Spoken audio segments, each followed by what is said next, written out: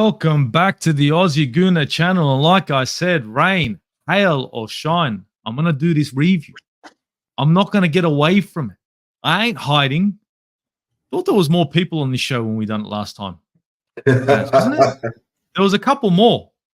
I don't know. Look, I've got a bad memory in my old age. I thought there was more people, but you never know. I could be wrong. Naz, how you doing, my man? Yeah, I was told that I'll give them the time difference, give them that little excuse they say.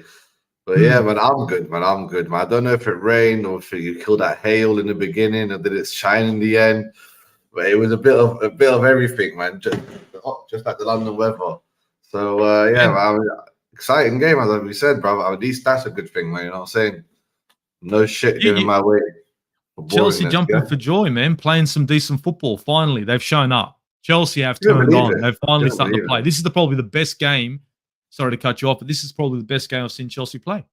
And I've been watching you guys. It's been shit. Yeah. This game, to me, started to look like you guys were up for it. You guys were showing up that you guys wanted to play some decent football. Don't get me wrong. It wasn't clinical, but the build-up play was a lot better. That's the problem. I even felt, I was like, are we going to go to 3-4 goals and then we're all going to be crazy shocked? It was looking that way for 1 second. But then yes, Mudryk was on the thumbnail. He's on this one as well. There he is. You tried it. You tried it. Like, bro, is he not in this thumbnail? Is he not in this thumbnail? He is. I am straight down the line. I put him back on this thumbnail. He's celebrating with another winger of ours. You know what I mean, bro? Funnily enough, both on the left-hand side, to the left. You know. What were you saying, cuz? What were you saying? Why are you crying? I'm going, I don't know which way, but yeah, it's like you finally scored. Oh man, look, I think for Mykhailo Mudryk, he's the start of his career at Chelsea Football Club hasn't been the greatest, and now, I mean, don't get me wrong, we all know he was trying to cross, but I've seen Bukayo Saka do. Oh, come on, this is that. I'm gonna come on. Are we not gonna call a spade a spade? Dude, he was trying to cross. Let's be honest. Just Boston, like he done it in purpose. Look at the power behind the ball. Dude, he's looking into the box, looking for a friggin' player, dude. You can see it. He's looking for it. Just like Declan Rice when he was putting that ball in. It wasn't a shot on goal. He was putting the ball into a player. He just managed to nearly beat the keeper, bro. Come on. Yeah. If Declan Rice had scored that, we would have been like, oops. What? Like, all right. How? I'd have been even more crazy than I'm going to go on Sanchez, which we'll rip into him later. Oh, Sanchez, Raya. I think this was a game for goalkeepers and their Shambhala performances. I think both goalkeepers in this game, woeful. Raya probably worse than Sanchez, but it wouldn't have been by much. Like it would. I think both of them, in my opinion, I think Raya deserves a 4 out of 10. In my opinion, your old mate could get a 5 at best. Because to be honest, the only good thing Raya done was grab the ball of Jackson's feet. But even though he made that mistake, it was like, I was like, Jackson looked like he was going to roll it around him, which 90% of good players, they roll it around goalkeepers. When's the last time you see a goalkeeper actually grab it from the guy's feet? Well, remember Hazard or Salah? Salah does it all the bloody time. Goes around, leaves the keeper in, leaves on the line, taps it in. But Jackson just got robbed. That's the only good thing Raya done for me. I was like, damn it, man.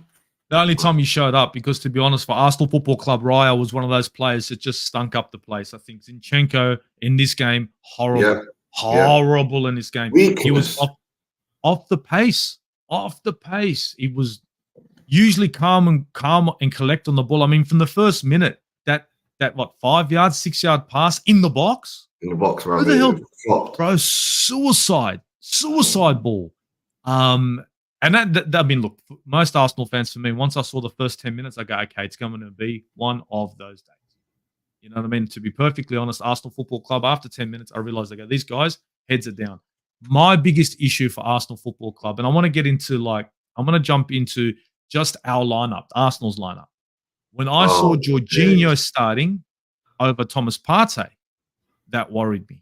For me, I was like, are we, just because it worked at Manchester City for 45 minutes because Partey wasn't fit, now we're going to be doing this all the time? Obviously, Thomas Partey came in and the game changed. For me, as an Arsenal fan, I think Thomas Partey not being in that midfield, don't get me wrong, there was other problems, really didn't do us any favors. I don't know about you, but I think, how did you feel seeing Jorginho in the midfield, not Thomas Partey? I was laughing. I was like, finally. Mykhail's been mesmerized by this Medusa. I don't know what he does to these managers, but I don't know how he gets through to them in a way where they just believe in him blindly and give him more minutes every time he does any little thing right. But Mykhail fell for it, man. Gave him the time to start. He gave him the respect, and I was like, "You fool!" And then that was one of the key things. For me, it was more mental than it was like, "Oh, this is a tactical mistake. You strategically should have had him there." But our players did play well in the field. Obviously, I said, honestly, 80 minutes. That's what it was. It was an 80-minute game. If this was under 21s, it'd be finished. Like, whereas the extra 10, 15 minutes, like, you guys came out ready for that. But right now, Jorginho, when I saw that, I was laughing. I said, how can they? I'd rather not start Saka and start Partey. Yep. I was like, no. Save that, brother. Like, don't save him. And I was like, how dare they do that? Like, because I knew J5. We know him. Furthermore, yeah, and B, I knew he doesn't have it in him. He doesn't have the minerals. Like at max, he could come on and do a Carrick. Remember Carrick at the end of his career? Yeah. 15 minutes at the end, 20 tops, done. That's it, mate. That's what he is. To me, I look at him as an option off the bench, 40 minutes, 30 minutes when you need a guy to kill a game. If you need him to start a game and then come off. The way I saw this game, and look, I got plenty of guys in the comments right now. As you can see, 80 minutes. Yeah. That's when we started playing football. That's right. 70th minute is when we really made changes, give or take. That's when I saw Jorginho go off. Get what I'm saying? See you later. But again, Thomas Partey nowhere near to be seen. Tomiyasu came in second half straight off the bat. Zinchenko was on the bench. Havertz came in, and Leandro Trossard came in. That's the one. That's man. He comes in to make. He wants to make a point. And to be honest, if it wasn't for those substitutions, this game was done and dusted. I mean, early on in this game, and I'm going to go into the penalty. All right, I'm going to go into the penalty. Was it a penalty? It was a handball.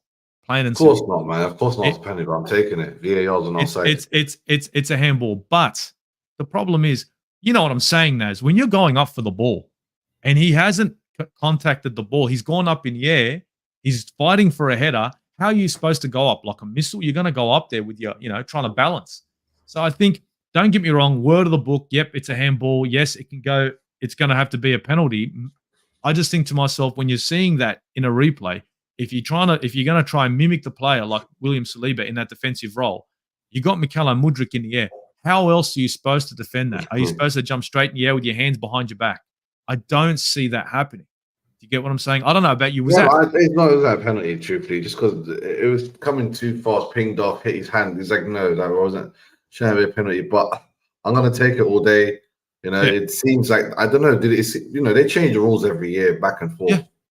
Maybe it's more strict. I don't really. It's refereeing. Like I could go on for hours about them. They're not consistent. Like we never know what the rules are. They're always changing them. They're all BS. There's so many unwritten rules that they keep to anyway. Like, I don't know, bro, Silva. I don't know, bro. I swear down he done a Ronaldinho. Ronaldinho didn't ever say it was a mistake. So you never admit to it. You always say, I done it in purpose. But Ronaldinho had techers, bro. Ronaldinho was smacking the bar for shits and giggles, cuz. You can't compare Ronaldinho. Come on, bro. You can't, bro. Give Mudryk 5 more years. 5 more years. He's got 8 more years, hasn't he, bro? What do you mean, bro? That contract, he also got that. Bro, he's there for life, cuz. Even his kids signed on the dotted line, bro. It's funny, man. It ties in with the whole political nature of selling the club. It's like, let's get this Ukrainian guy a lifetime contract. For life. Silver one's got another one. Has Odegaard been found yet? Okay. Now, look, I know what you're saying in this game. Did he perform? No. A lot of guys saying big games, he disappears. I get you. I know what you're saying. I'm not saying he's the best number 10 in the league. I'm saying this is what we have, and he is solid. He ain't, Mesut Ozil-esque in his prime. He isn't. And at the same time, when you're having a battle in the midfield, Naz, correct me if I'm wrong. Yeah. When you've got 2 midfielders that are sort of hanging back, your number 10 sitting up front, what's he going to be doing? He's going to be pretty much hung out to dry all day. You've got no real support. Especially when he's not getting service. It's one of these, like, the midfielder's not trying to find him. In the end, he tried to play a bit defensive as the game went on until you found yourself in the 80th minute. But Ronaldinho, Ikwe, Eske, I think. I don't know. I mean, But it was not like Ronaldinho's. Ronaldinho. This is Mudryk. They're not on the same plane. Don't Maybe even one day compare. of 10 years of grinding. But yeah, Odegaard. I mean, I don't know. I do feel like he's playing so many flipping minutes as well. He doesn't really get rested. Internationally as well, like they put it all on in 90 minutes back to back. Like it was literally 4 days before this game. It wasn't long.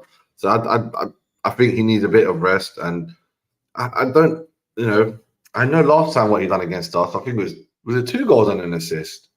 I think it was. He destroyed us last time. So he has it in his locker. But even that game, it's like he woke up all of a sudden. It happened so quickly. You know what it is? You know what it is with a number 10? They go missing in a game up until that one ball. Yeah. That one ball's like, where'd that come from? And then all of a sudden he's a hero. You get what I'm saying? Every number 10's like, you got Bruno Fernandes for Manchester United, right? And everyone, this and that. But when Bruno pings a ball that's perfect, and then someone gets on the end of it, oh, Bruno Fernandes, yeah, because the 8 chances you tried to create that no one got on the end of, right? That didn't amount for shit, right? That's just the way it is. Creative midfielders are damned if they, they're damned if they do, damned if they don't. They got to get lucky with what they're providing and who they're providing to. It's a lot of. Sometimes they reach that lucky patch for time. It's like if he did good 100%, everything's going right. I feel like Cole Palmer's going on that little. Like it just seems like everything's going good for him now. But maybe 100 games directly in, he might not be like this because Odegaard is that many games in. It's like if you think about last season to right now, it's probably 100 games. Getting close. Odegaard. He's looking like he's part of the furniture now, Odegaard. But look, when you look at our internationals, he's been playing hella games. Exactly. Yeah, well, that's not going to help. Fatigue is not going to help. And the other thing is, when you've got a midfield makeup of Thomas Partey, Declan Rice, Martin Odegaard, and then sometimes it's Jorginho. You get what I'm saying? And then sometimes you've got Thomas Partey playing number 2. The midfield's been chopped and changed a few times. You have Vieira coming in. It's really been chopped and changed. I think for this midfield to be strong, we need to find which 3 you're going to be playing and make it your starting 3. You can't keep chopping and changing. And if the issue, in my opinion, is Thomas Partey and injury, you need to look beyond him. You can't do it. You can't Jack Wilshere this, Aaron Ramsey this.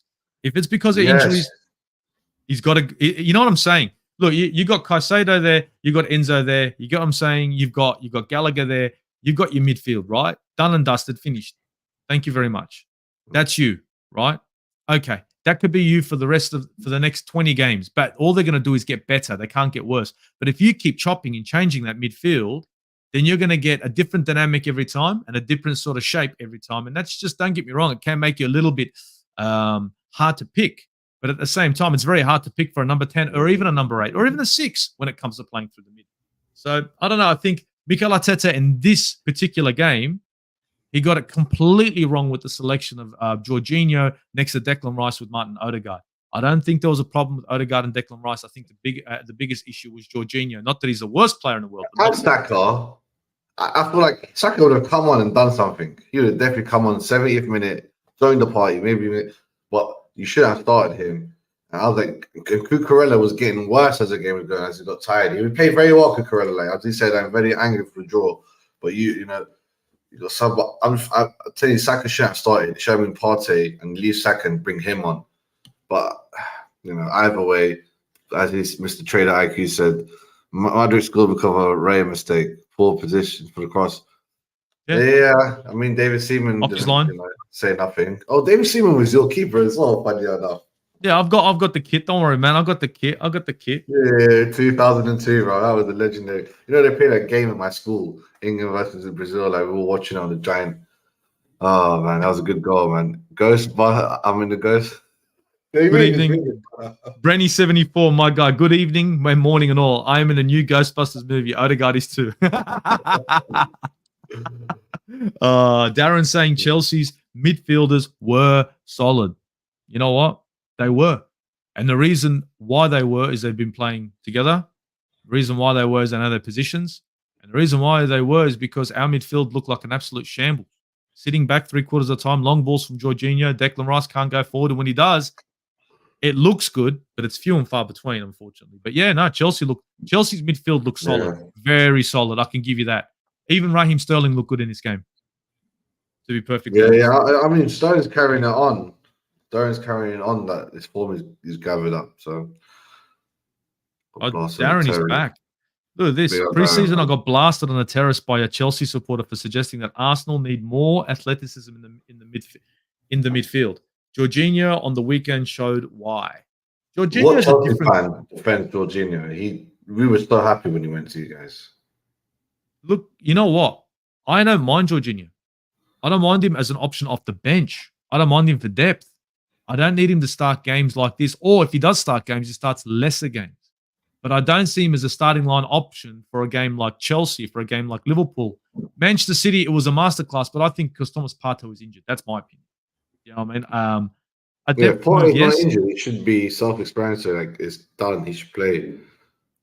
Yeah, Caicedo played very well, man. Very well. Like, He was on point in that game. He was yeah. very strong. Even Enzo was decent in that game. Yeah. Even Enzo was decent. Martin Odegaard's John Cena settings. Yeah. You can't see it, bro. You can't see it. Here we go. Look at this. You know what, guys? I'm not going to jump this, but I'm going to go to the football capital. He's one of my guys. He's chatting shit now because he's chatting Manchester United. Yes. They finally won a game. Right. You know what I mean? Cool. Naz, what about Arsenal boys chatting wet in the preview? You were right about the Chelsea midfield. Yes, he was. But we were fucking wrong about the selection of our midfield. So who would have thought it?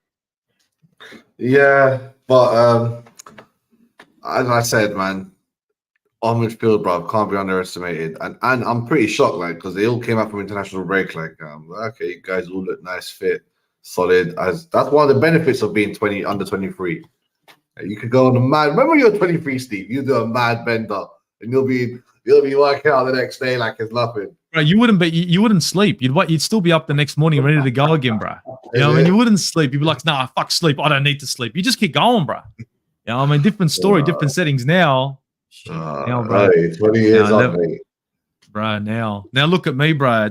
It'll be you look 11 good now. You know, bro, I'm on channels in the UK at 11 o'clock, 12 o'clock at night, 12 in the morning, and guys are like, oh yeah, come over. See, it's 12 a.m. boys. You know what I'm saying, bro? It's all good, bro. It's all good. Silver one. It's a penalty, a dumb one, but a penalty. Stupid rule. Yes. Yeah, letter of the law. It's a handball. You could argue it, but I think Manchester United had a similar sort of thing. Actually, didn't Manchester United have? I think Terry was talking about it. Manchester United had a similar sort of situation against Tottenham Hotspur. Yeah, shot on goal, straight at the player, hits his hand, no pen. Unfortunately, it's a Premier League. VAR referees, it's all up in the air. What can I say, man? It's just, it is what it is. I can't do anything about it. Seems clear to me that Partey wasn't fit, but if he isn't fit, why put him on the bench if he isn't? Thank you very much. Now that is a very good point. If Mikel Arteta is putting Thomas Partey on the bench, right, because he's not fit, what's the point of having him there? And if that's the case, is it time, guys in the chat tell me, is it time to look beyond Thomas Partey? Because I can't afford, in my opinion, an important position like a starting midfielder, a 6, to be injured, I don't know, 60% of the, or no, let's say 40% of the time. What do you reckon, Naz? If he's fit, right? He's on the bench. He played 45 minutes exactly till half time for Ghana.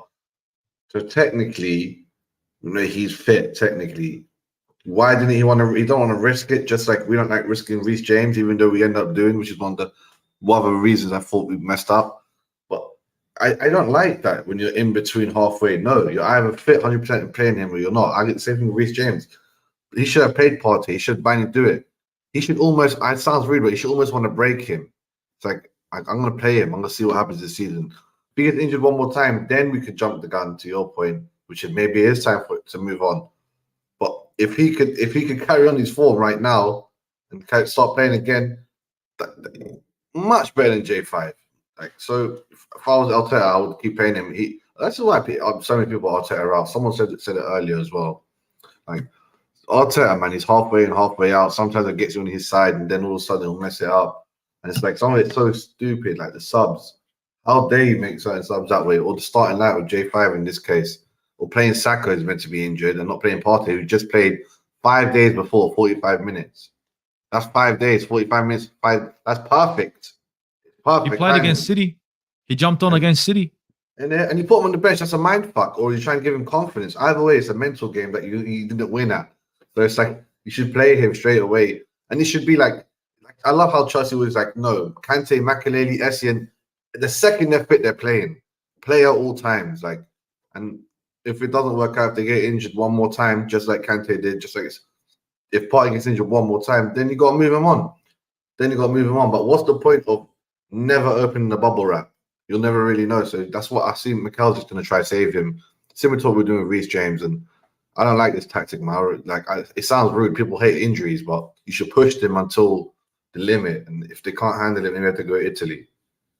At the end of the day, that's the way it is. I mean, we want your players to be in the starting line. If you're a starting line player, we want you playing at least 70% of these games. At least 7. We're not even getting that at the moment. And at the moment with Arsenal Football Club, it's the midfield is always been an issue. With Thomas Partey, Declan Rice, and Martin Odegaard together, you can see what we have. But that's only here and there, man. Seriously. But look, end of the day, like watching this game, like honestly, it was a tale of two halves. I think for me, the first 45 minutes was just complete Chelsea domination. Zinchenko was caught out maybe 3 times. Well, yeah. The Saliba handball is what it is. Ben White didn't have a bad game, but our midfield was getting pulled apart only because you got Declan Rice and Jorginho hanging back, but not going forward because unfortunately that's not that player. I think Chelsea came out of the woodwork and really pressed Arsenal and pretty much got what they deserved. You guys were good for the lead. 1-0 deserved in the first half. Don't get me wrong, I know it was via penalty. Yeah, yeah. With the chances sort of created, you guys are dominating the game. I can see, anybody that was watching the game would have said for Chelsea to be 1-0 up, it's fair shout. Second half, Tomiyasu comes in for Zinchenko, dude. And for me, I was like, thank you. And then your boy Mudryk decides to do stupidity, get himself that wonder goal. And you think it was all over, right? Like Naz, you think it was all over. You're thinking to yourself, I'm getting ready to watch UFC. I'm ready to watch UFC at 70th minute, ready to just leave this game. And then 75th, and then this fuckery start happening. Shithousery. The only thing that worse than a performance was the standard refereeing. If that's every single ref, no one can find a ref that's good now. No one has that referee that go, I like this ref. We hate them all, it seems. Honestly, this is a good comment, and I was gonna literally mention it, Adam, and I'm gonna put it up because this is exactly what I was gonna get to. Sanchez wiped out Jesus and didn't get the ball. Where was the pen? Yes, all day. Sanchez. Yeah, he come in to punch the ball, got nothing, took the player out. That is a penalty all day. No VAR is it's cute. Or was it VAR? All I remember is a flying knee. I was like, finally, body slam. Bro, you know what? You went to the UFC, right? You jumped over UFC. And then Sanchez goes, wait a minute. Watch this Superman punch. Bang, bro. Man. When I saw that, and I saw it slow-mo, I was like, what? You got away with that. Yeah, I'm looking at this. You got away with that. That was, look, again, I don't want to leave it up to VAR and referees, but end of the day, rules are rule, right? If that's a handball, that's a pen all day. That happens, the game changes, in my opinion. Yeah. The game goes on its head. But then there's that anomaly, right? And it's not Kai Havertz because he came on to have a laugh. It's that anomaly, that Leandro Trossard. Did you see that goal? Yeah, man, I saw it, man. Did you see him out in the back putting his hand up? And I'm like, no. Every Arsenal fan's going, look. Reacts. I was on the UFC stream already. I was like, I see it. I was like, this guy. Gusto was on that side. He was having a good game too, I'm pretty sure. And then all of a sudden, Saka's looked up. Trossard's putting his hand up and he's gone, thank you very much. Perfect pass, perfect delivery. All he had to do is just nestle it into the back of the net. And Trossard's sitting there doing these as well, bro, over in Stamford Bridge. Arsenal 2-0 down. Arsenal fucking level with Chelsea 2-2. Like, he's like, I should have come Chelsea. Like, Potter should have got me here. Like, what? He's probably like, instead of this crappy guy, Mudryk, I'm much better than him. That's what he's thinking. He is better than him, obviously. Like, much better than him. but he's at his height of his career. Mudryk's at the start of his career. Look, you know what? Look, that's right.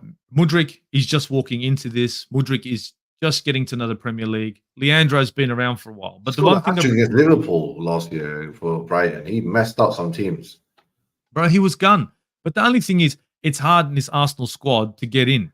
Like, you got Martinelli there, you got Trossard now, Bukayo Saka. Who's going to replace him? Who's going to displace him from that right side? Even if you get another player, who takes Bukayo Saka off that wrong wing? It's going to have to be quality. Yeah. The Saka's the future man of that team. So Gabriel Martinelli's another good winger. So that's the thing. Like, Trossard's come in now and he's making noise, and he continues to do this. It's wonderful, but Trossard seems to be more impactful for Arsenal Football Club coming off the bench than sometimes starting games. That's what I'm noticing, you know. Adam's saying, would you take ESR swap deal for Douglas Luiz? That is odd. How old is Douglas Luiz now? He's 31. Okay. ESR Sifro is still a kid, right? 23 or something. Yeah, 25. Correct me if I'm wrong, guys, in the comments. I wouldn't. I know he's playing well, but it's a band-aid solution for the situation that we're in. I wouldn't. It's not a long-term one. Absolutely see previous. To be fair, you guys lost your shit when there was the prospect of getting rid of Partey preseason. I didn't lose my shit. I was losing my shit that we got Kai Havertz and we hadn't replaced Granit Xhaka. That's when I lost my shit, because he was going to be my number 8. Now we're stuck with it. I was saying we lose Thomas Partey and we get in a Caicedo or a better player, I'm off for it. But I'm not happy to lose Thomas Partey for a lesser player or the same kind of player. So that's sort of the context of why I had the shits. That's just me, but you know what I mean. Get into the more comments here. AFC always says, what a job Emery has done so far with Villa. Yes, he's shown an ability to adapt, evolve as a manager, and the result is that the team is no longer playing defensively and is a lot more ruthless. Fucking facts. I think we've just lost Naz. Guys, it's just me. Everyone's running away. Everyone's scared. Akpos isn't here. Niger isn't here. Naz runs away. I'm telling you, there's something going on. Here we go.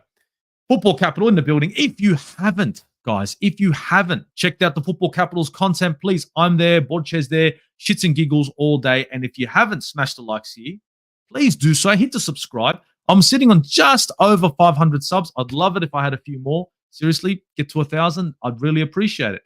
Naz's channel is down here. See there? Little things sliding across. Naz's channel. You gotta click on the sub for Naz's new channel. And look, he came back. Hey, I'm back, man. Came back. Once I turned on the banner, he came back. He's like, okay, now that he put the banner on, I'm coming back. He's like, where's my banner? Your banner's there, bro. Your banner's there. Please stop tuning into our little our panel is bloody getting bigger, man. I think I might need to make a top 6 show again. But it's right. I'm like, who should I get? I got Steve, the Newcastle guy. I got Deji Spurs. I'm like, are you guys really top 6 though? Deji Spurs, okay. Deji Spurs is like top 9. Steve is like top 7. He's top 7. He's top 7, right? But is there a point of talking about Spurs? Let's be perfectly fucking honest. It's a cool story. They're top after today if they win, and they're telling me that today's will be a battering. Are you convinced? Look, Arsenal Football Club. I have not been convinced by our football this season. We have been getting across the line. The game against Manchester City for me was a great game, but that's been here and there and everywhere. But Tottenham Hotspur, convincing? I don't know. Yeah, but if things go wrong for Man City and it's not their season, therefore it's basically Tottenham or you guys. You reckon? I mean, if they say I can't. Man United, it's either you or Tottenham, and it's meant to be you because Tottenham can't do it. Ergo, it's you guys are going to win the title if Man City don't win it. And Man City, they lost twice now. It's a bit, it's different, scary now. Okay, so you're not looking at Liverpool right now. No, they struggled again. When I saw this Everton 10 men, I wasn't sold on it. I felt like they got lucky, but I'm not going to go down there. And I'm not sold on Liverpool for some reason. So either Man City or Arsenal. Can't see no one else winning. So you're thinking Man City, Arsenal, and Tottenham because it's a laugh? Yeah, but Tottenham will definitely not do it. So if you could hold that, England's not winning the World Cup, Tottenham's winning the Premier League. So if you just hold that constant and go, all it depends on is Man City, how they show up or not as it goes on. And if somehow Pep just loses it and they lose to Wolves and Arsenal, you know what I'm saying, lose again like that, it's like, oh, it's not their season. Then it could be your season because Tottenham can't win it. You just hope Man City mess up. That's all you need. Don't even watch any Tottenham. Don't focus. Just Man City. If they mess up, Tottenham will slip up sooner or later. Don't worry about that, man. I think Tottenham's is like I said, it's a cool story. They're doing well now, but we're waiting for it to happen. It will happen soon. And it won't be like you guys. It'll be so fast. It'll be like before Christmas. 3 games lost in a row, and they're like, "Oh, this is it." It'll be fucking Bitcoin. Just fucking crash, motherfucker. That's it, man. That is it. The Silver One says, I am moving Partey on. Availability is the best ability. Yes, it is, yeah. Facts. Yeah, so they should play him until they break him, man. I'm like that with James, bro. Swear, Afcon's gonna, I forgot about the Afcon, you know. Yeah, my guy here, Mike Smith, is saying Afcon is going to mess him up even more. Facts. It will. I hope he out quickly, man. Whoop this year. Oh, Thomasin in the building. Neggy. Big up, bro. We are lucky with a point. We should have lost 5-0. Chelsea deserved 3 points. Man City away, Aston Villa away, Brighton away. He's going to pick losses for everything. Newcastle away, Liverpool away. We won't come back against them. Okay, cool. That's the end of it. That's it. There's no options. We're not going to make it back. No changes can fix it up, Thomasin. Cool. Okay. How about this? If we're not going to do anything, any Arsenal fan that thinks we haven't got a chance, just stop watching. It's over. Just throw it in the bin. Look at it in a positive way where shit went completely left and you still got a draw. It's like, what? So it's meant to be almost. So those are the kind of ones I'm like, you did not deserve to win that. Like, but you got a draw, so it might be destined. You might win it by 1 point, and I'll be like, there it is. It's one of those things, eh? It's fine margins in football. We played shit 100%. for 75 minutes. Rubbish for 75 minutes. Therefore, Chelsea started to win. No, we didn't. Chelsea started to build up a little bit, started to play better football. They bossed the midfield, right? All that. And we came out with a draw. I'm not celebrating a draw. For me, that's 3 points out the window. Plain and simple. If we had a shot up, it would have been a different game. But we played shit and we came out with a draw. I know it's not good enough. I know we have a standard here. But at the end of the day, you imagine if we didn't get anything out of this game. Then we'd really be fucking, fire and brimstone. Isn't that, you know what I'm saying, Thomasin? Isn't that a bit of, just think about that. And I'm not saying we played well. I'm not saying we don't have problems. I'm just saying, look at the scoreline. We've got our point. We're equal with Manchester City, top of the league at the moment. Tottenham Hotspur win a game, big deal. We're not that far away from the rest of the pack, but we need to sort ourselves out as soon as possible, which is what I think you mean right now. Sanchez pen was Onana v Wolves all over again. Sanchez, man. I can't believe we've got Sanchez and Raya like these. Nobody back up, not even international guy. Like, oh my days. Any other time, this wouldn't happen. You know what? You know what the shit thing is, like Arsenal Football Club. Correct me guys if I'm wrong. I don't think Aaron Ramsdale was on the bench. No, what's happening? Did he wait a second? Let me double. I don't think. Let me just double. No, he wasn't. I knew I didn't see him. That's right, guys. Aaron Ramsdale not on the bench. Wow. Naz, if that doesn't say something, man, if that doesn't make you feel Ramsdale loves this club. He loves your club, big time. He wants to die for them. Like his family loves it. Big up, bro. I'm telling you, I can't. I find it offensive. Like if you're right, Ramsdale. He's not actually. I guarantee if like Buffon in his prime came, he'd be like, oh, correct. If Buffon in his prime came, he'll be like, oh, that's Buffon. I'll give him, you know what I'm saying? Pair checking his prime. I'll check. But he's like, who the fuck is this guy? Who is this guy? Like Raya, like, I'm sorry, he's just not that guy, man. And neither is that's why he wasn't there, Ramsdale. Okay. Thank you very much, Mike Smith. Ramsdale wasn't like this. Didn't even know he was having a kid. So big up, man. Fair shout. And that kid's gonna be an Arsenal supporter. 100%. The way him and his family is, they're all going to be Arsenal supporters. Like, he needs to get back in, man. I think it's time, guys. I think Aaron Ramsdale needs to get in between the sticks for Arsenal Football Club. I think we got to go back to what we had. I know that there were some performances from Aaron Ramsdale that weren't the best, but let's be honest, David Raya. What do you reckon, Naz? So far, David Raya, Arsenal Football Club. I said it before. I said it. He's a weakness in Zinchenko. Him and I'm telling you, right, Ramsdale might as well just jump on, just start playing more games, see if he get back into rhythm. Raya's not that guy, bro. He's not. Neither Sanchez. We also got the same things here. Everyone's saying maybe we should give Petrovic more chances again. Personally, I'm all for keeper changes. Every time a great dynasty comes to place, it's always a new keeper. Man City, Liverpool, Alisson, and even before that, Fergie. Watch the Fergie documentary when he got rid of his best friend, and then everything changed, and it happened again later on. With Barthez and Van der Sar. And it's like, oh, check, Chelsea, Courtois, we do it. We need to do the keeper changes everything. And I'm hoping Sanchez just comes that guy, maybe steps up. But this Petrovic guy is also not that guy. And you guys don't have, answer A or B going. But Ramsdale, I just love the fact that he loves your club. Like, bro, put him on and play him. Like, if he does go south even worse, then maybe you have to change it again. But I think he could do better than Raya, bro. Come on, man. I think Raya's come in and look. The Mr. Arsenal podcast, thank you for jumping in, guys. Guys, if you haven't checked out the Football Capital, if you haven't checked out Naz's channel, right? The link is in the description. Who's the Mr. Arsenal podcast? I don't know. You don't know him?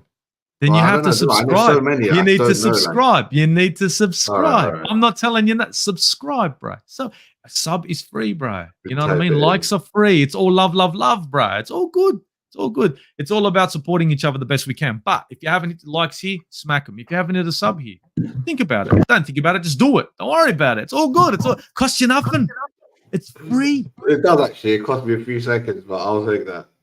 It cost you a few seconds. You got a few seconds to be given out. It's all right. A few seconds, much, bro. The channel's monetized, bro. I've got flipping adverts. Hey, my guy's got adverts. He's monetized. Killing it. And you know what? You deserve it. You deserve it, dude. You deserve it. Big up, man. But all of you don't, man. Most of the Arsenal breads on only one or two. I don't want to say names, but only 1 or 2 mans. I'm like, nah, they shouldn't be on the scene. But most of your Arsenal mans have got good take, got good banter, goes back and forth, bit of positivity with the right amount of negativity. Bit of balance, bro. Bit of balance there. Bit of balance. Appreciate it, man. I mean, look, it's hard to get the look, and let's be honest. I mean, I appreciate everybody that subscribed to this channel. Big up everyone in the chat. Seriously, big up everyone in the chat. It's hard to grow your channel the proper way, if you know what I mean, Naz. You know what I mean? When you're doing it the proper way, it's a grind to get up there. And creating content. And look, I know this is getting a little bit off the tangent a bit. It ain't easy. It takes time. Like right now in Australia, it's about 9:15 at night. You know what I mean? It's a little bit here, there. I don't mind it. But sometimes you'll see me doing streams at 11 o'clock or 12 in the morning. We've got to get the lighting right, everything. So I do the best I can to create a decent kind of a show. So big up, bro. Big up. Big up. Raya is woeful. Unsettles a team and the fans in the stadium and at home. Look, to be perfectly honest, he started his time with Arsenal pretty well. But he has literally dropped off. I swear. Arteta has handled the situation awfully, all because the goalkeeper coach is the best mates with Raya. Look, you know what? If that may be the case, right? That's another reason why. No way that Spanish connection thing happening. Look, you know what it is? I don't think Arteta is willing to fall on his sword. I think he's following the same thing Pep Guardiola did. You remember what Pep did? Yeah. Goalkeeper out. Goalkeeper out. Goalkeeper. He was throwing goalkeepers out, dude. And he's doing the same thing. Mind you, he was buying big money keepers and throwing them out. Now, Ramsdale wasn't a cheap signing at all. And now we're looking like we're going to...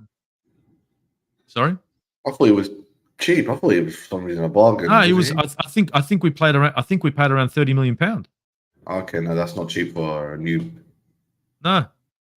Ramsdale to start v Sevilla and Sheffield United. Raya will start... there you go. Yeah. No, Raya won't start the Sevilla game. Nah, man. Look, honestly, right now, Ramsdale to get a few games under his belt. And I think Raya needs to sit the hell down. And I think Raya needs to look that. I think Raya doesn't. I don't want Raya to think he's invincible. I'm that goalkeeper now. I'm that guy, regardless of what I do. Fuck that. Sit the hell down. Plain and simple. Right man for the job. Finished. You know what I mean? Yeah, right. Big up, right. Big up, Mr. Arsenal. So you tell me now, Chelsea OG, Naz. What are you thinking? This game, is it a fair result? Yeah, no, it's not really. I feel like we should have won, but at the same time, with the way I feel about the penalty, it's like maybe it should have been a draw. Let's just say we did get that one goal without the penalty. I think you guys would have still got one more at least, late one. It'd have been 1-1 at worst case. In terms of, but I feel like we played so well that we're walking around out there saying we got robbed when we didn't really, but we could say it. You know, when you could just say it, gives you a bit more confidence. And we got some difficult games coming up, man. That's what I'm saying, bro. My man's older as well. Like, we should invest into Ramsdale, right? And these are the years that goalkeepers improved 25, 26, 27, 28. Exactly. And they're coming into their peak. Raya is already in his peak and he's this whack. That's right. Here, man. 28 years old. He should be in his prime and he's fumbling, bobbling, and making the wrong decisions. And he's too far off his line. It's scary. A little bit scary now. You know what I mean? This is Manuel Almunia settings with Raya at the moment. You know what I mean? I'm going back, bro. I'm going back. And the other thing is Mudryk in this game. What do you think? Is he your guy? Yeah, he's coming into it. I mean, no, he's not the answer yet, man. He's not in cuckoo. Like, he's doing his thing. He's using his speed, utilizing it properly. He did get lucky with that, but people don't want to look at the luck, but they want to look at the sexiness of the goal. Like, oh, that was an Iron Robben super tight angle lift goal. I was like, yeah, but Robben meant it. He didn't. And I'm saying Ronaldinho meant that.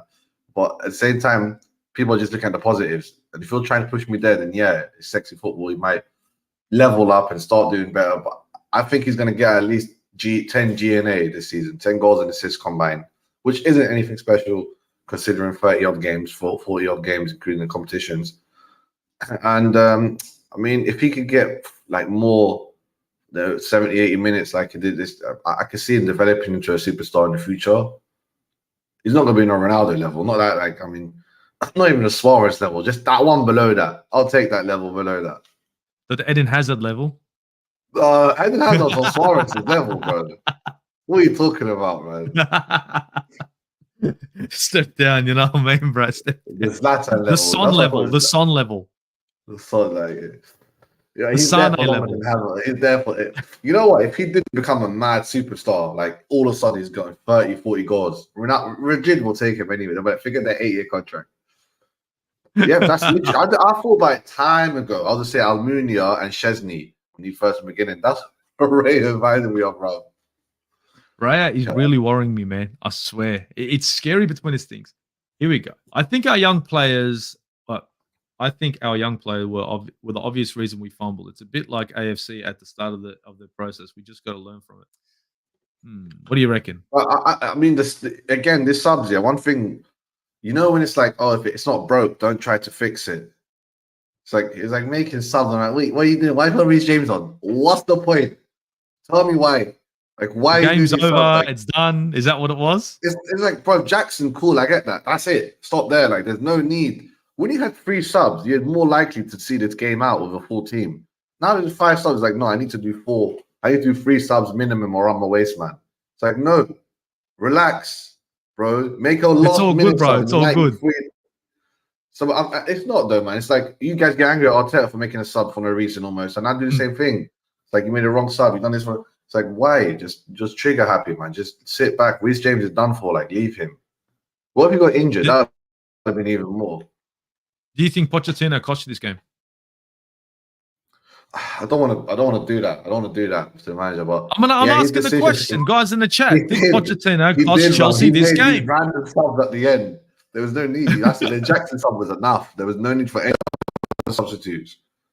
Didn't have to happen. Didn't have to happen. You guys could have stayed. You guys could have stayed doing your business and maybe got another one. I didn't even want to go that far. All I know is that there's no need to make these changes. Hey, who got invaded? One of the guys that was on the show last time showed up as well. Big up Mykhailo and everybody in the shot. I like the blue background, man. Thanks, bro. Thanks, brother. Akpos, my guy, what are you saying, man? 2-2 at Um, Stamford Bridge. Me and Naz have been chit-chatting this and that and about everything that we've seen. What are your vibes, man? I mean, I know it's getting to the end of the stream, but what are your vibes on this, man? What do you reckon? Where do you reckon we lost this game? Where do you think it was lost for Arsenal? Now, I feel as if this is a loss for Arsenal, but anyway. Well, apologies for coming on the show this late. I had to deal with some other pressing issues, but it's a good thing I was able to jump on, because for me, if I say I'm going to be on, I do everything I can, even if I'm going to be late, to be on the show, to be on the stream. So apologies for coming on late. Nah, never apologize, bro. Don't apologize. I always tell everyone, never apologize, please. Just pretend you were here the whole time. Okay. You know, we have to be. You know, I try to be as professional as I can with the stream. So with the game, I think I said a little bit of what could happen if we did not show up as a very serious side on game day, because for me, I think that game was there for Chelsea to have gotten all 3 points. I think we were very lucky. We were very lucky, and we woke up very late into the game, because kudos to Chelsea, because I thought in that first 45 minutes, they practically outplayed us in every department of the game, and our midfield collapsed. And I talked about the expectation in terms of the midfield and which side could potentially come out on top, because for me, that midfield battle was going to be a key one, because I talked about players like Moses Caicedo and how people saw him as the next big thing in terms of that CDM role, and Thomas Partey, who is considered one of the veterans in that position, what the battle could be like for me. So I think in the midfield battle, I thought we really missed a midfielder like Thomas Partey against the younger guys Chelsea have got in terms of Caicedo and Enzo and Gallagher. And I thought in that first 45 minutes, Chelsea totally dominated our midfield, and that was where everything went wrong for us. I think even our forwards, we had very little or next to nothing in the forward department in terms of chances on goal. So for me, I was shocked about Jesus, you know, bro. It was shocking. It was shocking, and for me personally, I think Bukayo Saka should not have played that game, in my opinion. He shouldn't have started. He should have started. He should have come on. In that first 45 minutes, it looked like it was not 100%. Cucurella had him. It looked like it was not 100%. But I think Cucurella done like 3 times. The thing with Saka for me, it's the effort. The effort will always be there, even when the game is not going on for him. And you saw that. And in the second half, he grew into the game, because it's somebody that loves the football club, somebody who does not want to see this team lose. So I think he fought really hard. So for me, I think the manager should not have thrown him in there after 2 weeks without no football. I thought maybe we would see the same front three that started against Manchester City. But I think the manager is also learning. I think that game against Chelsea is a learning point for us for what we potentially do. But how have you been doing this for so long, bro? How's he still learning? I know you're always learning. It's like, bro, this is like, how many years has it been? Bro, but for you guys, I think there is a lot for you guys to learn, because I think that game, when it was 2-0 up for Chelsea, you had a chance to make it 3-0. You had a chance to make it 4-0. So for me, I always try to look at the learning points from every result. From whether good or bad, there is always going to be I look at like you're destined. There's always going to be room for improvement, because if you don't look at the learning points, you don't want to improve your process. Definitely, other teams that want to improve their process will get better. So even if we had won, there are still going to be learning points out of the game. So for me, we drew. That could have easily been a loss for us. So we need to take the learning points out of that one going into the next one. So that's the way I look at it. But for me, I think we started that game very slowly. Our midfield was non-existent, and once the midfield is that way, every other unit will have problem, because to me, the midfield is more like the engine that carries the other parts along as the game goes on. So for me, that was why our attack struggled and our defense struggled in the first 45 minutes. To be perfectly honest, I think you're 100% right with the midfield. Now, Bukayo Saka starting, I understand it's a massive risk. We could have swapped. We didn't have to start him. I have a problem with Bukayo Saka starting, Saliba starting with a toe injury, and Thomas Partey sitting on the bench. Saliba was playing with a toe injury. He was playing, right? He's playing. That's no problem. Toe injury, right? And Thomas Partey is on the bench for Jorginho. And we're wondering why our midfield was like, and with Thomas Partey in front of William Saliba, at least William Saliba now is not going to be under as much pressure because Thomas Partey knows how to move. But unfortunately, I think the selection of the midfield pairing of Declan Rice and Jorginho pretty much took our midfield out. It was like you said, non-existent, completely inept. And that's why, of course, Chelsea were able to control the game. They pinned us back in our own half because the midfield was controlling the game. Because we set up for them to control the game. I look at Naz right now and he looks like Trossard. I'm looking, he's right on top of Trossard's body. Oh my days. Oh my days. Brenny's saying big up akpos. That's your savior, man. That's your savior, bro. Bruh. And then he should have went to the ground and done like the little tosser. That gotta be. But bro, you know what the thing is, like my left winger actually was taking a shot on goal. Just saying. You know what I mean? He was actually making an attempt on goal. Just saying. I'm just saying he that. Meant it. He meant it, you know. I swear that the shot from Mudryk is just like the one from Saka. I can't remember who it was against. I think it was against United? When Saka tried to put that ball in for a cross and fucking pretty much pinged it top corner. And he's saying he meant it. It was bullshit. He was copying crap in the England squad. But same. Kyle Walsh-Gunner is saying we were lucky not to be 3 or 4-0 down. True. Spot on. But I'll be honest with you, Kyle. Gabriel Jesus got taken out in the box. That's a pen. That's a clear-cut penalty. Clear-cut pen. He got punched, knocked the fuck out. Now, I know you're going to say we were down. We didn't play well, Kyle. We played shit. But that's a pen. That's a pen. Even, you know, if you want to get real anal, how about the tackle on Jesus by Cole Palmer? The one that he got a yellow. I know. Was that a yellow? How about that, guys? Was that a yellow? I think if that was Granit Xhaka, that's a red card. If that was Casemiro, that was Granit Xhaka, that was Bruno Fernandes. If it was, you know what I mean? They're all copping red cards. You know what I mean? I swear. It's cold. The future of this country, Palmer. Don't mess with the future. I would like to say something about this comment from Trader IQ, Mike Smith. Yeah. Go for it. This comment saying if Saka had not started, the fan base would have gone la. I think the manager made a big call not to throw Saka into the mix against Manchester City, and he won that game without Saka playing.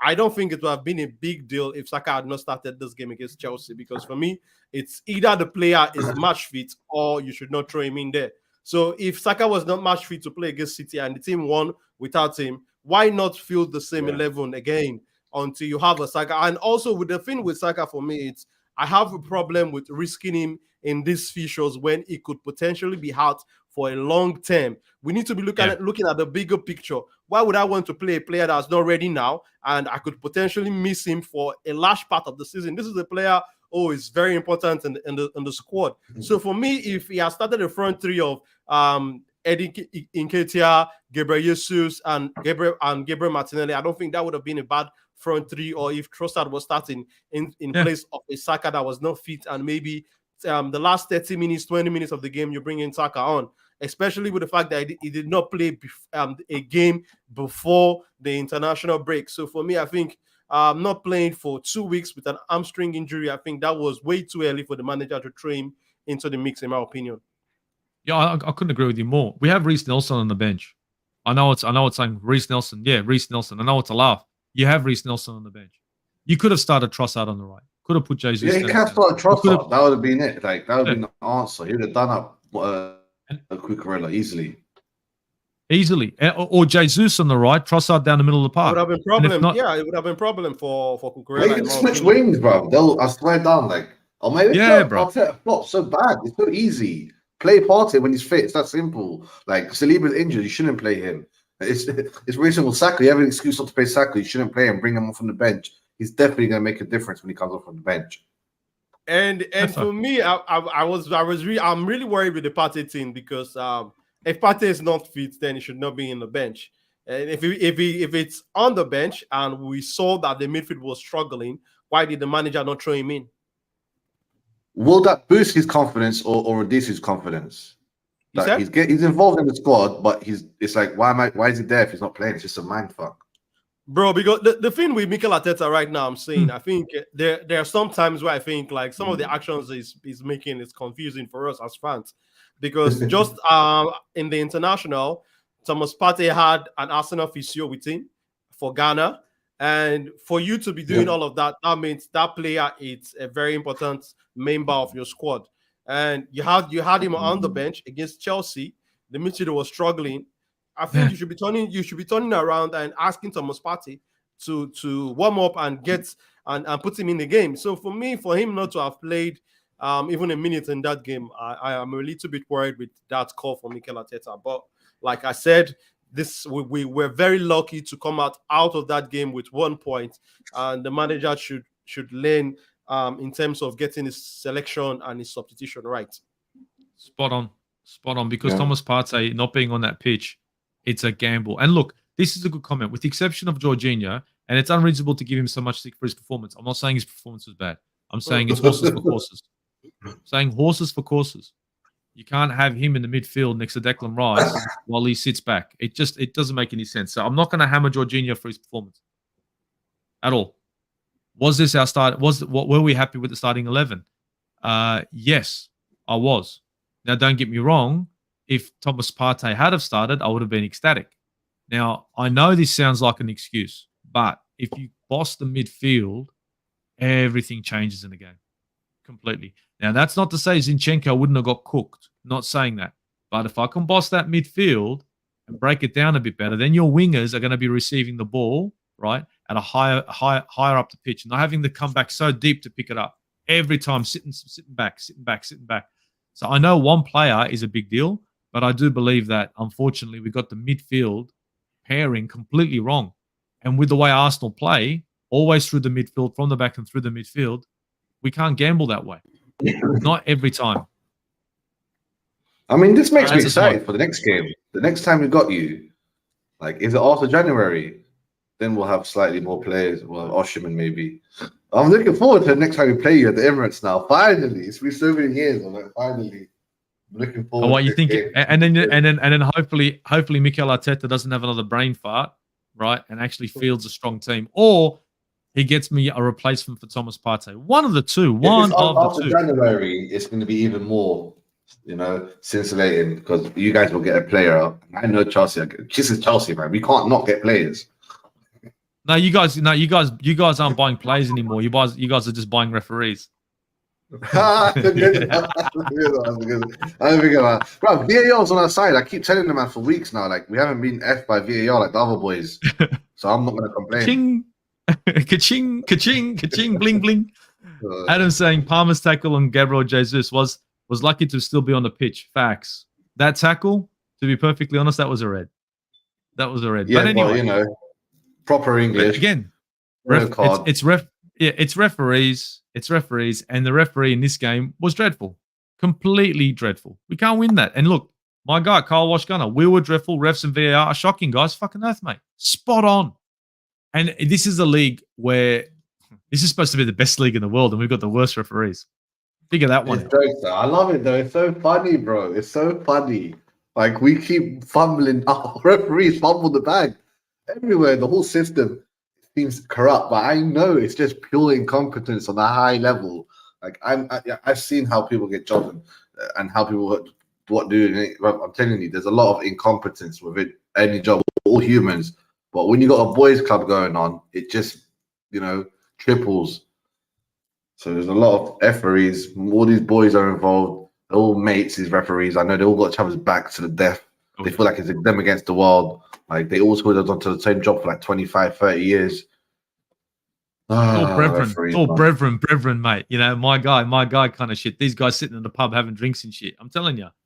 Great IQ, Mike Smith. Because you have just said Jorginho shouldn't have started, and yet then play the same 11 as against City.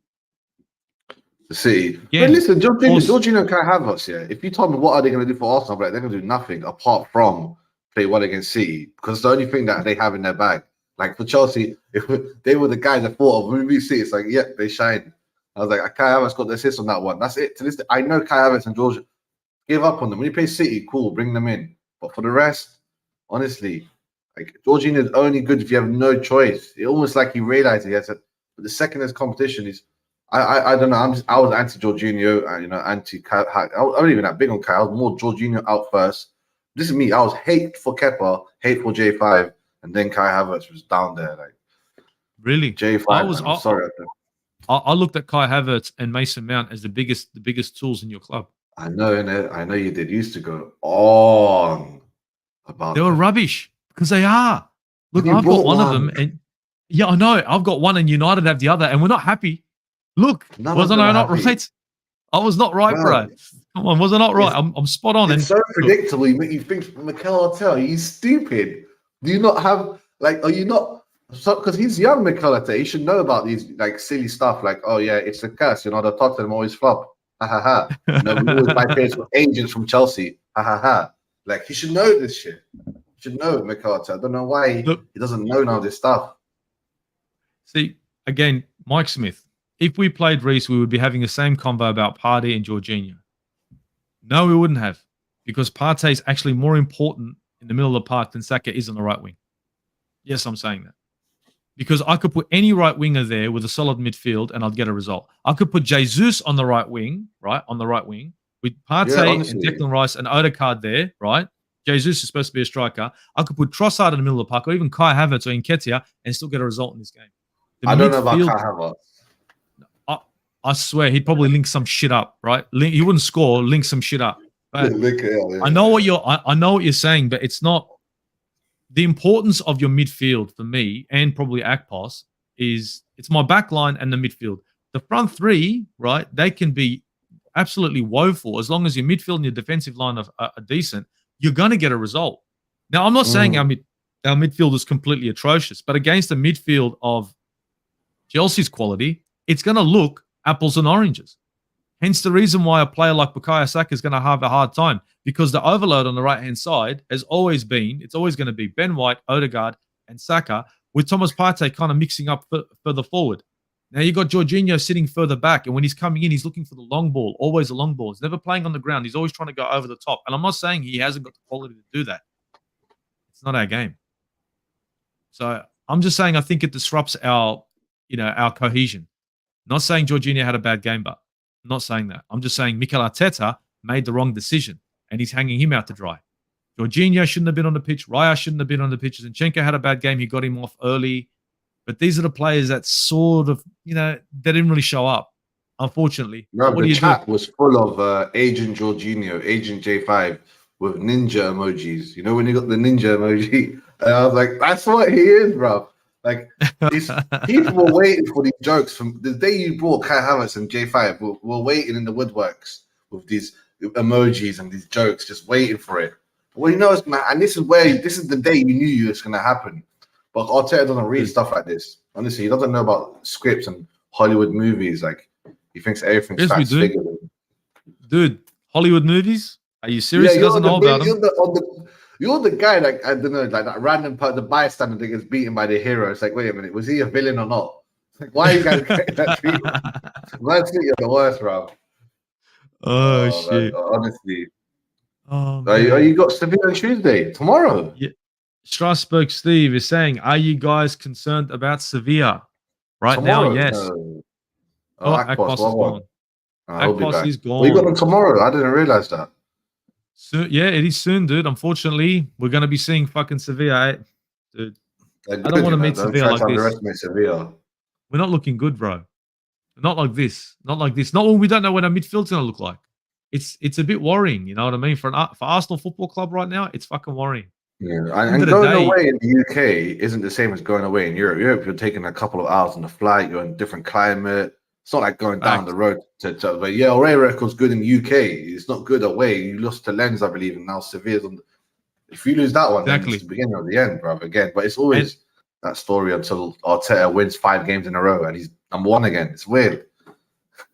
And Sevilla, unfortunately, are going to be looking at Arsenal and going, you know what? Perfect time to play. Perfect time. This is the time. Perfect. I am a little bit worried now, mainly because I'm not certain if Partey is going to start. If he doesn't, it's an absolute joke.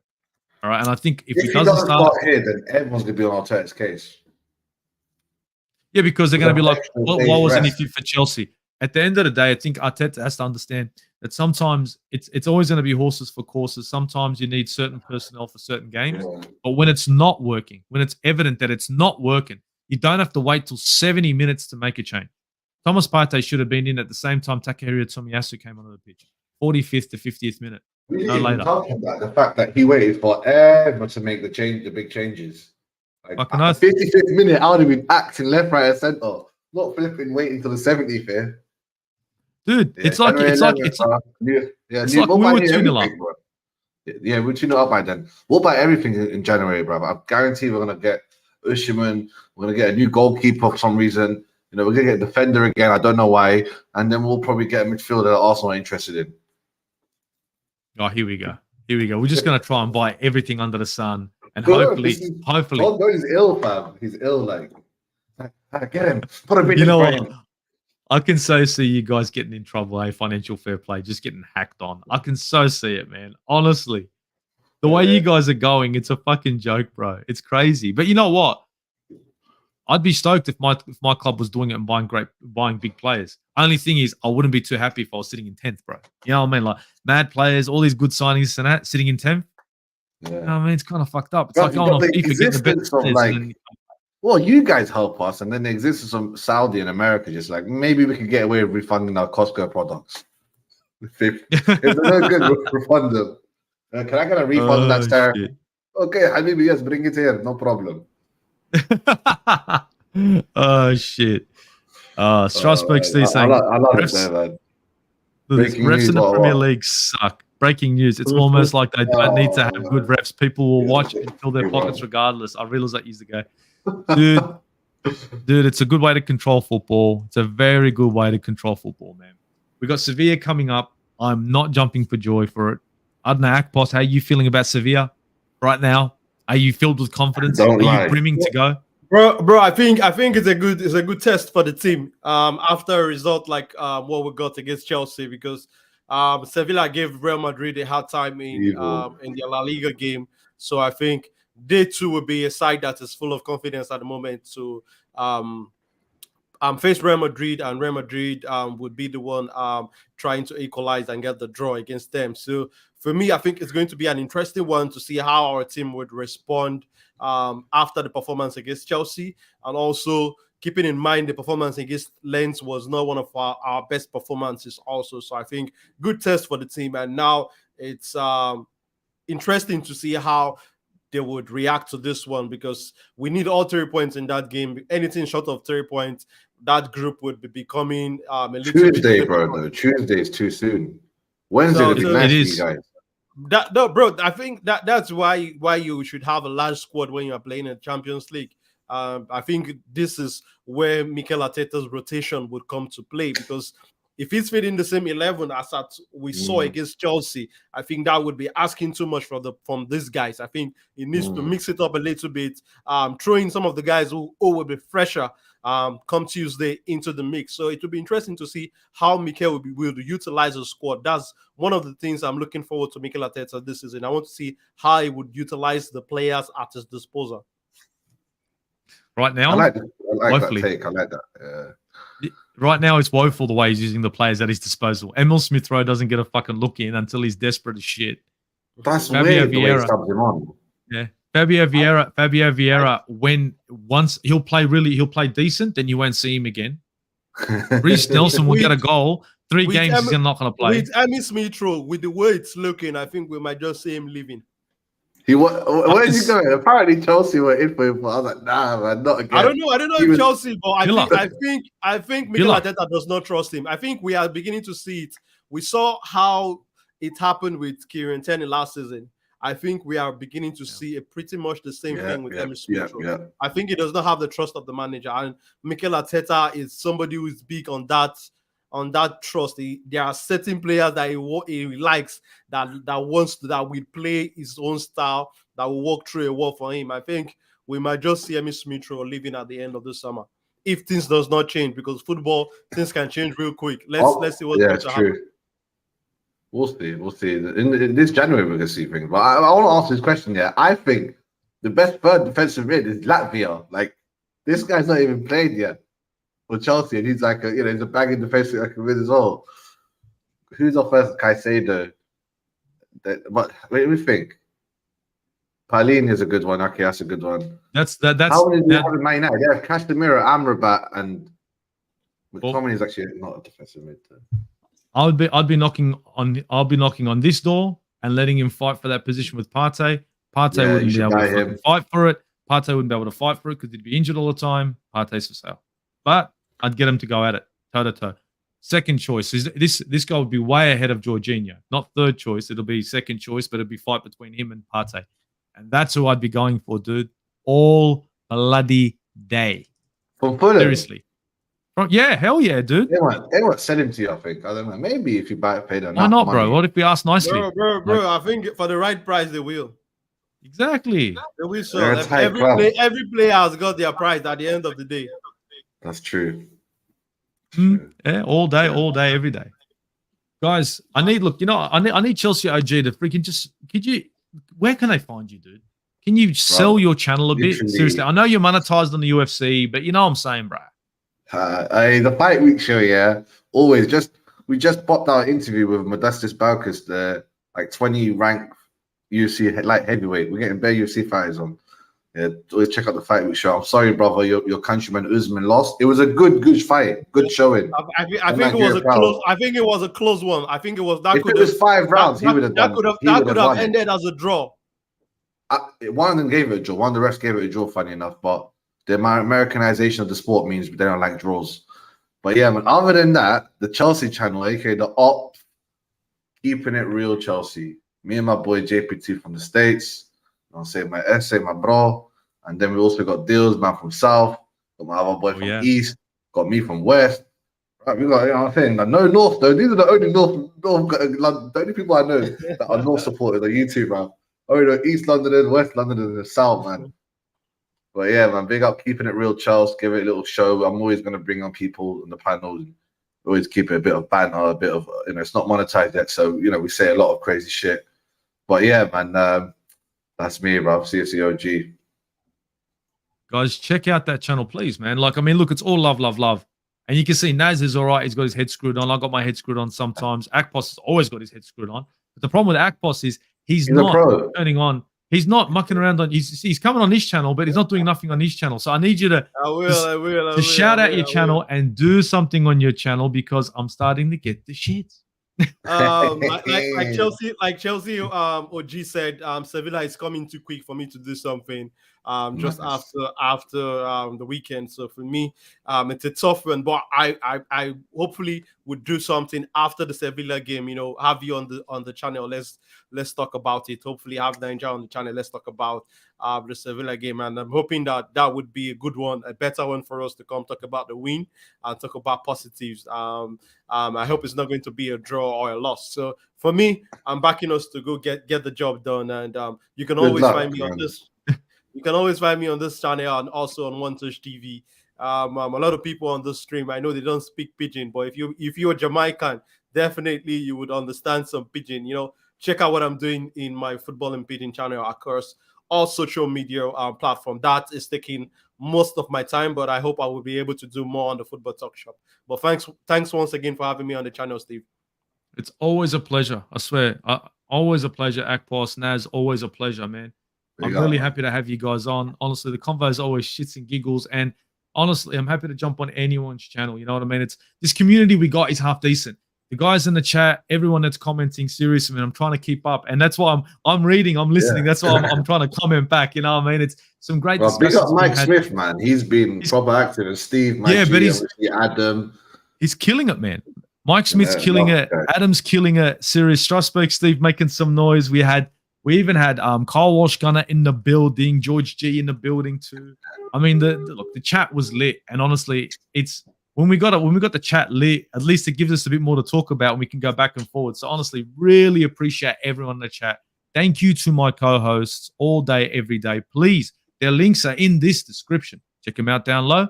Or you would have had a little banner going across. You know what I mean? I've got all that shit there too. So if you want to check them out, please go ahead and do so. Hit the subscribe, hit a like, whatever it may be. Support the channels. But look, from me, from the channel, from the guys on the panel, and all that.